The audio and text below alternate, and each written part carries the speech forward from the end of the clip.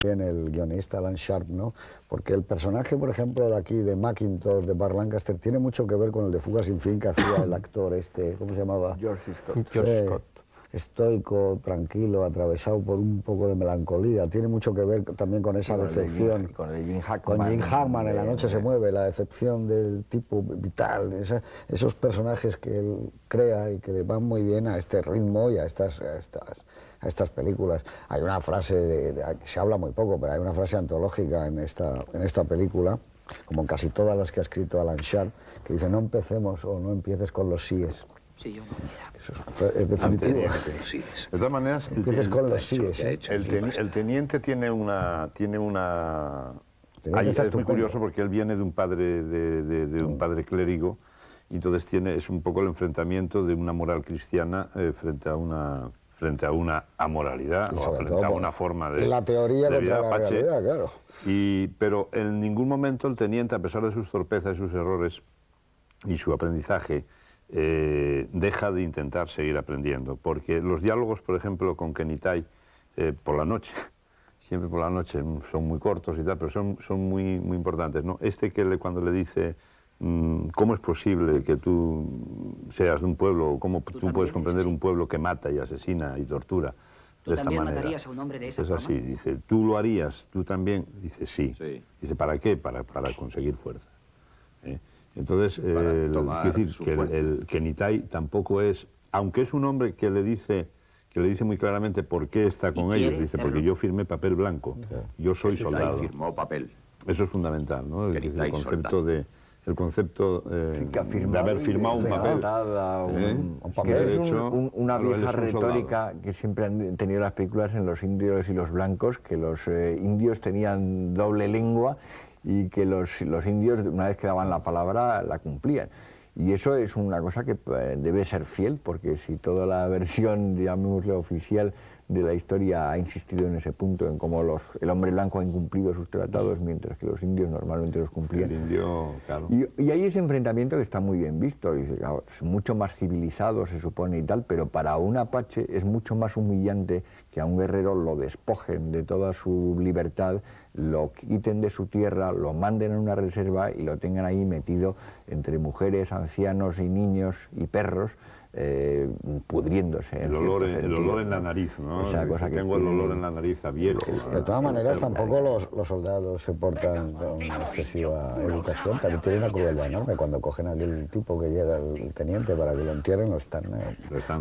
Intentan mutilar al mutilando. hijo de es tremendo. Uzana, de Uzana. aplicando un poco la misma tesis misma. de John misma. Wayne en Centauros del Desierto, cuando dispara a los ojos del cadáver, diciendo que según las creencias de los indios vagarán entre los vientos.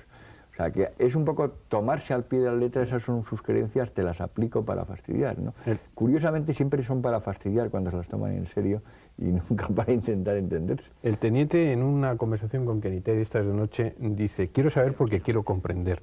Y efectivamente él intenta comprender, intenta llevar ese sentido cristiano a un mundo en el que el cristianismo no Uzana, puede valer para largo nada, tiempo, porque son, ¿no? están absolutamente enfrentados con respecto a fuerza comportamientos, ¿no? Pero él reducida. aprende mucho. Creo que los últimos minutos de la película son emocionalmente devastadores, porque él se da cuenta, hay un cruce de miradas con él y con Lancaster, Aquí despidiéndose, en el que él le dice: esto no es cristiano, dejarle aquí.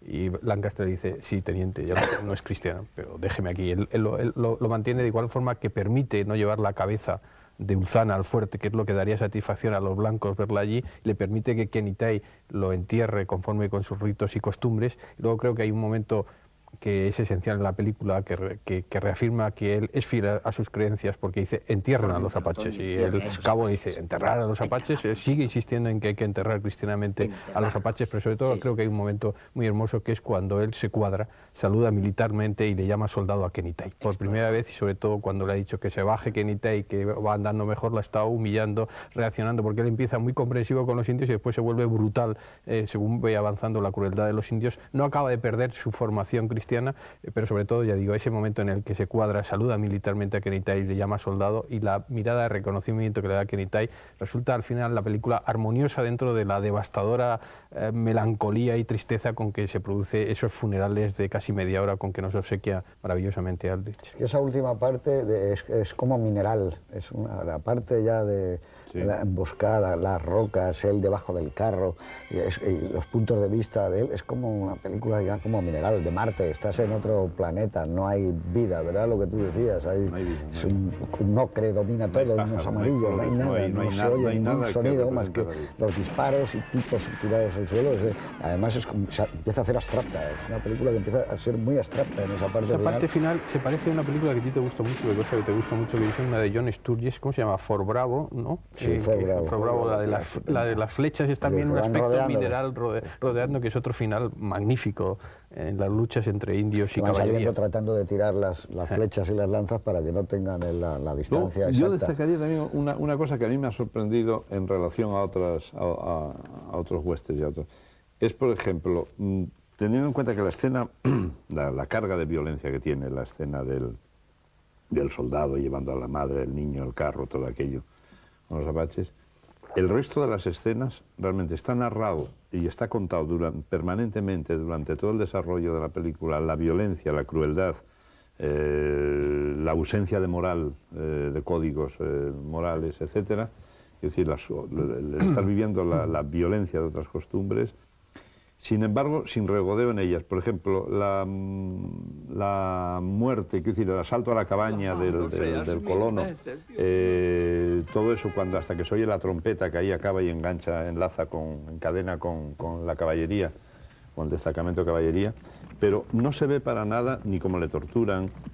Se ve solamente las consecuencias luego. Se ve la consecuencia. Y sin embargo está contado increíblemente la violencia y la crueldad, ¿no? Y la parte de torturas. Pero no hay regodeo, no hay imágenes ni metiéndole la cola del perro en la boca, ni quemándole vivo. Se ve perfectamente que todo eso va a suceder y se ve luego el resultado, ¿no? Entre las cenizas, que es cuando toca McIntosh las cenizas, dice apenas 2 horas, hora y media, no me acuerdo. Este juego no tiene más de 2 horas. Pero no hay regodeo de violencia, no hay eso de parte de la base también, al haber hecho un buen casting, haber elegido a ese tipo en la escena ya de la separación de la mujer y del chico, tú sabes que está muerto. Eso pasa en muchas películas cuando ya ves a un personaje. Elisa Cook Jr. en El Halcón Maltés, sabes que está muerto desde el primer momento que aparece. Hay tipos de perdedores o de caras que se queda solo en la cabaña y dice, bueno, está muerto, y además el perro deja de... ¿Dónde está el perro? Bueno, lo de las 3 flechas en el perro. Las 3 flechas en el perro. Mientras se oye resollar con los últimos estertores al perro. Yo creo que una de las grandes virtudes del guión de Sharp, en relación con lo que decía Eduardo, es que desde el primer momento nos está enseñando lo que hacen los indios. No son una amenaza invisible como en tantos otros westerns, por ejemplo La Diligencia de John Ford, tantos otros, sino que vemos que lo hacen. La Noche de los Gigantes, que es una película que también tiene parecido, ¿no?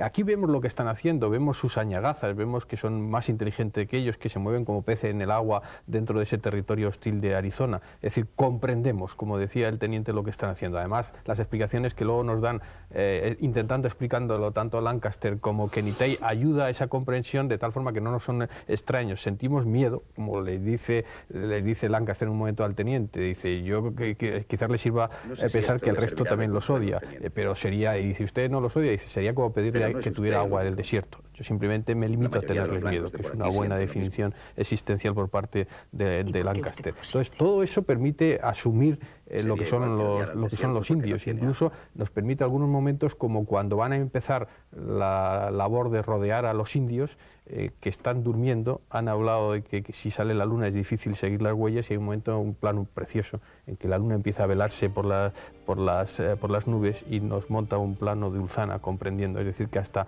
lo que es telúrico, hasta lo que es la forma de vivir de los apaches nos es ofrecida visualmente por Aldrich, y eso encaja mucho para comprender luego el sentido final, que no va a ejecutar a un asesino que es Ulzana. Kenny Tay, comprendemos la tragedia cuando se acerca, está cantando ese canto funerario, se acerca por detrás y le va a descerrajar el tiro por la espalda. Es decir, lo que decía el teniente, quiero saber porque quiero comprender. Yo creo que el espectador que aborde esta película integrándose en este marasmo de violencia, de crueldad, pero también de supervivencia, que es la película, si quiere comprender, viendo va a comprender. Claro, porque en este viaje más o menos iniciático no se trata de aprender, sino de sentir. Él lo que empieza es a sentir algo distinto a lo que no estaba habituado, y entonces sus emociones y su manera de sentir